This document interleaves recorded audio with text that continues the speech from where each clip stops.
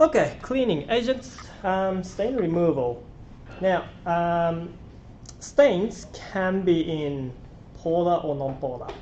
Okay, if it's polar, you use polar. So, what do you use at home for cleaning clothes? Detergent. Well, could be using washing powder, but basically the same thing. What solvent do you use though? Water. Water is polar, so you can get rid of polar stains. Yeah. If it was non-polar, so something like, yes. That's why I can't get rid of oil stains. Yes. Oh Non-polar. Oil stains are non-polar. Yeah. So if you're a grease monkey and work in a shop, or if you do a lot of mechanic sort of stuff, you might need something other than just water. Yeah. Or if you want to get rid of certain stains like red wine or blood, you might need to do something other than just washing with water with detergent. What do you do? Bleaching. Yes, that's right. Or send it to dry cleaning, and we'll talk about dry cleaning as well. So the context should be just really familiar. So that's the machine that what those dry cleaning places have. Now, the word dry cleaning is actually quite misleading. You know why? Dry just means they don't use water. What do you think they use? No. Steam is water still. Heat, maybe. Dry. We are dealing with something that's non-polar. So what do you think they would use? The hint, it's not actually dry. It doesn't look dry when they put your clothes into that machine. No. Something that you don't require water. What you are still talking about solvent, but if it's dry, it's not polar. So what solvent is it?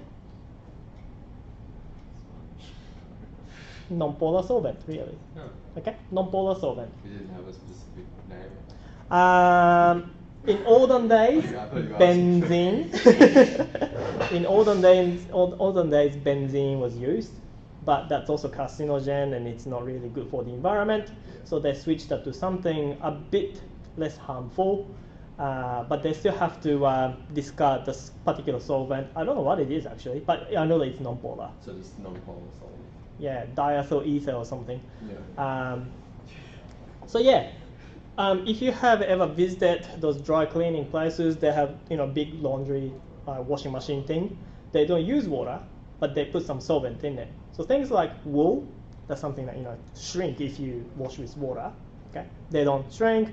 You can still get rid of stains that you can't get rid of with normal water and soap or detergent. Okay. So non-polar stains include fat, oil, greases, and waxes, and non-polar solvent include turpentine or light petroleum. So light petroleum could go from the paraffin sort of oil to naphtha. Again, light petroleum is usually a mixture of certain lengths of carbon, so you can't particularly say particular chemical. But yeah, dry cleaning requires some sort of liquidy stuff. It's not actually dry. Okay. If you have polar stain, you can wash it off with water and soap. The stain will form hydrogen bonds, ion dipole bonds, or dipole-dipole bonds with polar solvent. There you go. You can just wash it off if you agitate it enough. Okay. Yeah, and the solvents includes polar or methylated spirit, so some sort of alcohol, and ethanol. That's an alcohol. Now, soap. How do we make soap? Now, if you have time, we might make soap, but this requires, as you can see in the equation here,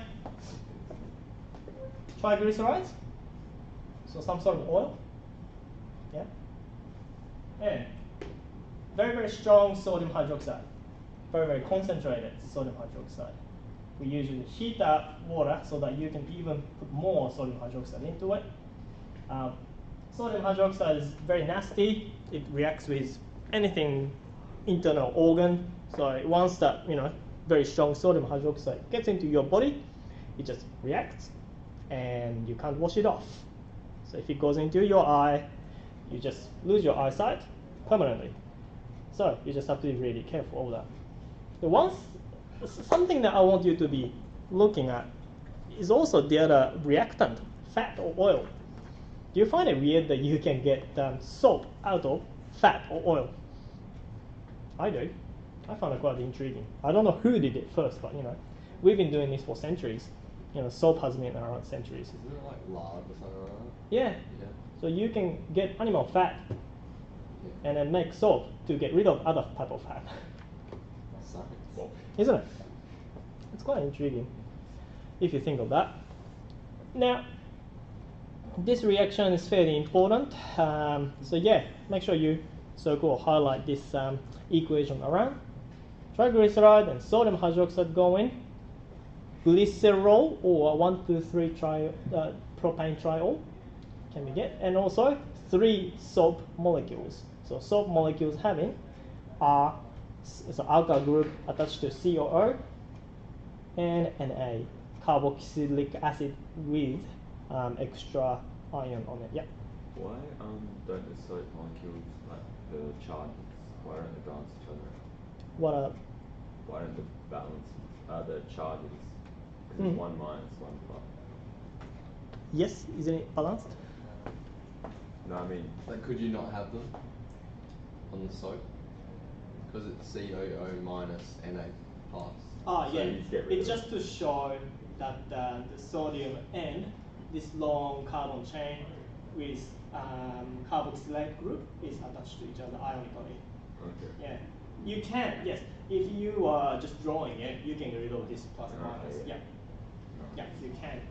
But in this example, just to show that they are just ionically bonded and that the soap molecules are basically salt. That's what it's saying. Yeah. And each of the alkyl groups that was mentioned just then has got 12 to 20 carbons. So it's a long carbon chain. So if it wasn't ionized, you can see that that's ionized and dissolves in water. That's quite important, isn't it? If you want to use soap with water, yeah, something that dissolves the water. Also, I'm just going back to ester. When you hydrolyze it, there were 2 conditions you could use, yeah? Acidic condition and alkaline condition. In acidic condition, from ester, you can get carboxylic acid. If it's alkaline condition, you could get carboxylate ion. That's what it is. Okay? So you are still using the knowledge from ester part. Okay? Soap forming, this reaction is particularly called saponification. The alkaline hydrolysis of naturally occurring esters, which is fats or oil. Now, once you get the soap molecule, it would look like that. It could have more carbons even. Okay. This is basically fatty acid. Okay, but that is attached to sodium ion. Okay. Where would the sodium attach? It's a bit faint, but there's a minus sign on this oxygen. Yeah. So this will be bonded to ionically bonded to sodium. Gotcha. So it's the same thing that makes animals what do you call that? Cell membrane. Okay, there are a lot of them that makes up cell membrane. Soap is the same. Okay, and if you look at the soap molecule from far, you would have long tail with one end which is negatively charged. Okay. Now, negatively charged part can bond with water. Okay, it's called hydrophilic, and hydrophilic means water liking, and water-hating tail, which is the long carbon chain basically. That's the non-polar part of it. Okay. Now, when many of these, if you dissolve enough soap molecules into water, they will, the long tail would start attacking the oil because non-polar like non-polar, yeah? And when that happens, the ionic surface will be lifted up by water, and if you're agitating, That's what happens, isn't it, in a washing machine? Yeah, washing machine agitates the clothes and rub things together, and the water molecules were able to tackle the what's called micelle. So looking at the step, okay, once you dissolve soap into water, okay, long tail will attach to nonpolar grease, okay, and then it starts surrounding the oily, greasy stuff. With agitation, you can remove it from your clothes. That's the chemistry behind that. And that's what is formed after removing oily, greasy stuff from your clothes with micelles. Okay? So many soap molecules are needed to make this micelle. Okay? Now, after this grease was removed from clothes, what's going to happen to this micelle? It'll be in the water. In the water. Would it go back to clothes at all? No. Why is that? Look at the charges. Negative. They're all negative. So what's going to do with water? Self-ion. No. Go away from it. If you have got iron and the water molecule has got dipole, what's going to happen? Ion dipole. Ion dipole interaction will occur. Yeah. Meaning this doesn't want to break or go back to where they were. Okay. So grease would stay floating around in water due to ion dipole interaction. Okay. Now, and after you rinse the whole thing, you can wash these micelles away, so you can have clean clothes now. Now, here's a catch though. Soap works really well with soft water, but soft water only. Okay? Water lathers well when the water is soft. What do we mean by soft water again? What do we mean by soft water?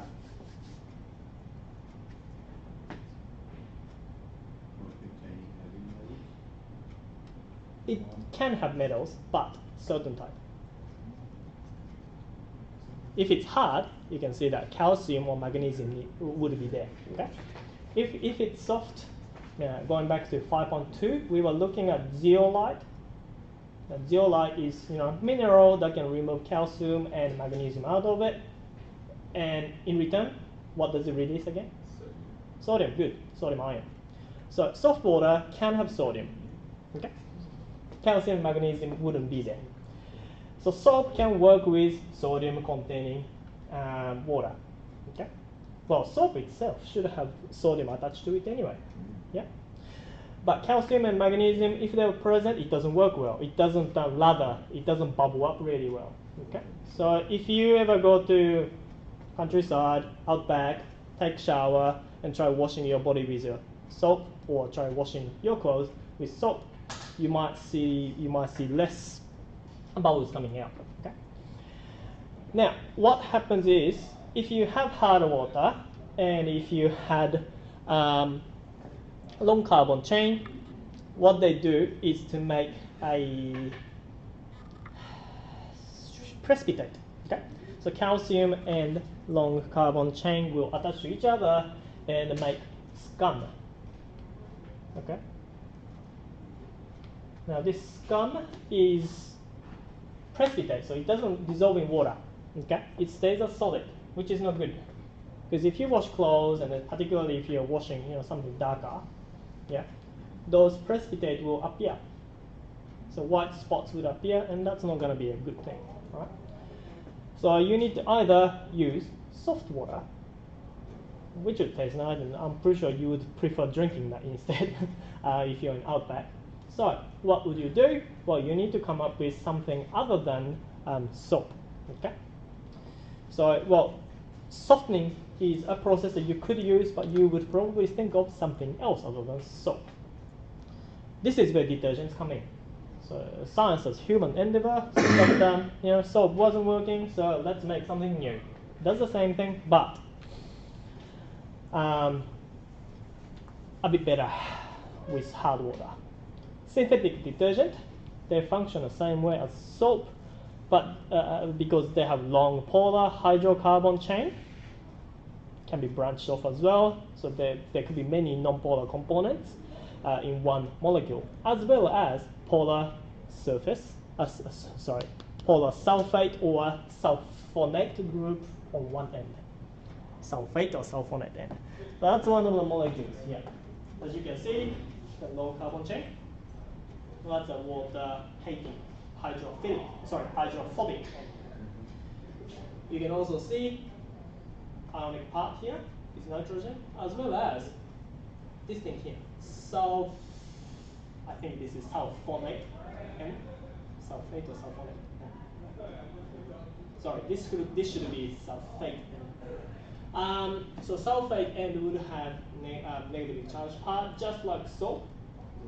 Okay, but this one behaves a bit differently. Okay.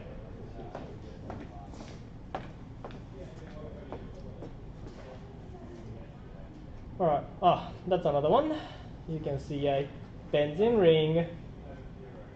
That's usually not water soluble, but because this part is ionized, it can still dissolve in water. Okay, and you can see sulfur with oxygen there. So yeah, sulfate or sulfonate group is there.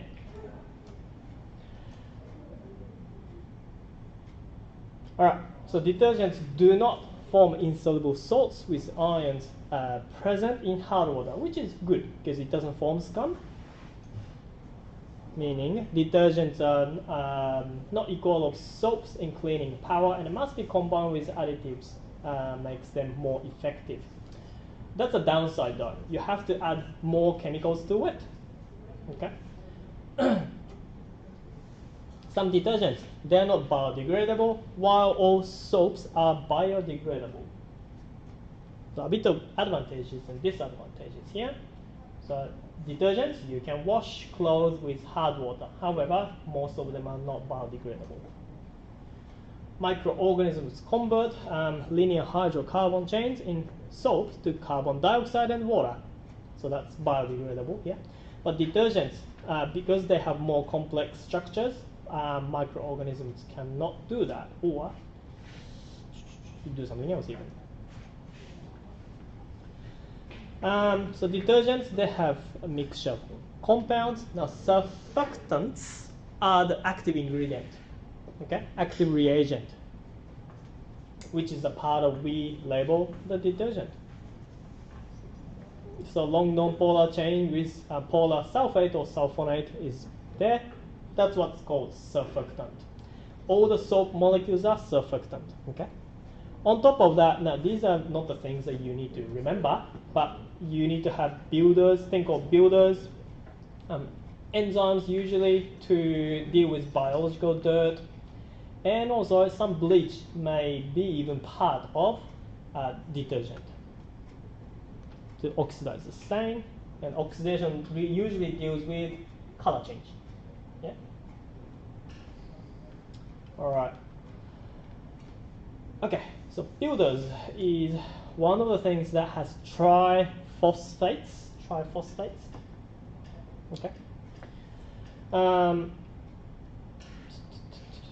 That's only a phosphate there. So PO4 is phosphate, and imagine the three of them are attached to each other to make more 3D looking shape, and that will be triphosphate, and that is one of the builders.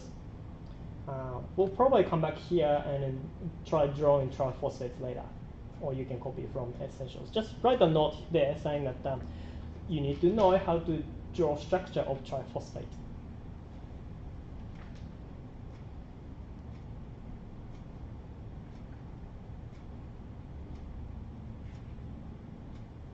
That's phosphate and triphosphate. You need to be able to draw structure.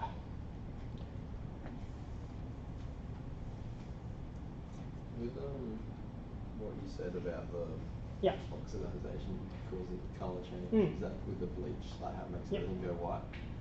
Yep. And is there other oxidizing like things there are a that will few change to a types. different colour, or? Yes. For example, if you had wine, Yeah, wine stain, red wine stain. Well, red wine stain has got purple color, but once you try bleaching it, it doesn't become white; it becomes greenish. So you are not supposed to use oxygen-based or chlorine-based bleach because it doesn't work. Yeah, only changes color to green. I think that's to do with chromium, which is in purple pigment of grape. Yeah, because chromium would change from 7+ to 3+ or something instead of 3+ being colorless. Yeah. Whereas normal clothes that we have, the stains that's used to say make color or the stain itself, if it's not wine, it can become totally colorless. That doesn't mean that it's gone from your clothes though. It might be still there, just invisible. Yeah. All right. So what do triphosphates do is well, it makes the slightly alkaline solution, okay, which is good for detergent to do its job. Okay, when it's basic, it will stay as surfactant will stay as ionized. Yeah, I think that's what it was. Prevents sulfonate ion accepting hydrogen ion and becoming insoluble. Whose is that? All right. And also result in some alkaline hydrolysis of the grease. OH- allows carboxylate ions to form, which is saponification within the washing machine in one load of washing. Some more info. So builders, if you have triphosphates, what does it do? They remove free CO2+ and a magnesium ion, Mg2+, from hard water and forming a water-soluble complex ion. Remember with soap, when the soap molecules attach to calcium or magnesium, they just form insoluble solid, yeah, which is not good. It makes white stains, not stains, but marks on the clothes. But if you had builders, triphosphates, yeah, it can react with M for metal 2+, and it makes other type of ion.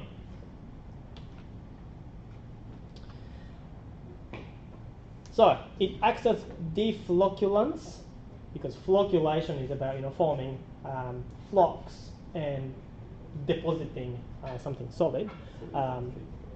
Yep, keep them apart or still being water soluble. So that's what phosphates or triphosphates do. But that's the advantages. There is a but for it. Use of tripolyphosphates is a major environmental concern. Now, this is where hopefully you can picture what you saw at the wetlands the other day. Okay? So if wetlands had a lot more triphosphates, what's going to happen? That's what I'm going to ask you to. So compounds of phosphorus provides nutrients for growth of plant life, and excessive algae growth occurs. You saw some algae. Some is good. It provides oxygen to the natural life. Yeah. But if there was too much of nutrients, meaning if people use too much of detergent and phosphate was in the system and somehow got into stormwater system, what's going to happen to the algae that you saw? More than will come. Yeah, that's right.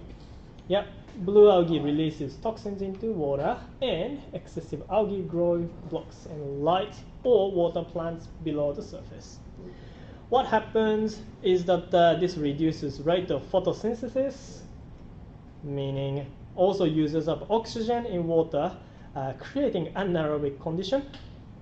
And what happens if you had anaerobic condition and algae, which is organic compound? They can also decompose. What gas comes out again? Good. Methane gas, yes. So methane gas could be present in water, okay? And yeah, so that's an anaerobic decay of organic matter. Now the whole thing is called eutrophication. If you are doing bio, you would have heard of that, I reckon. Okay. So triphosphates are one of the biggest culprits of causing eutrophication. Okay. As a consequence, amount of triphosphates in detergent formulation has been reduced. Nowadays, you see earth detergent or shampoo that doesn't have any phosphate or nitrate in it, which is good for your skin, hair, as well as the environment. Some pictures of eutrophication happening there. Before and after picture would be, I guess, left and right. No, top and bottom. On the left hand side, top and bottom. I think I got them from the same page. So top was when things are okay, and after eutrophication occurs, algae is something that you can see on the surface, and that's it. So that was builders. Hopefully you got the advantages and disadvantages of builders. Okay? Enzymes. Now, if you had some sort of biological stains, proteins, fats, or starch, biological stains can be broken down with enzymes present. Okay? At the lower temperature than otherwise would be required to remove them. Enzymes used must tolerate a pH value between 8 and 10.5. What's that? Acidic or basic? Basic. Good. Temperatures up to 60 degrees and be safe to handle and use. Remember, builders also provide a bit of basic condition, which is perfect for enzyme to work. This particular enzymes to work well. Okay. Amylase, which is starch, I believe.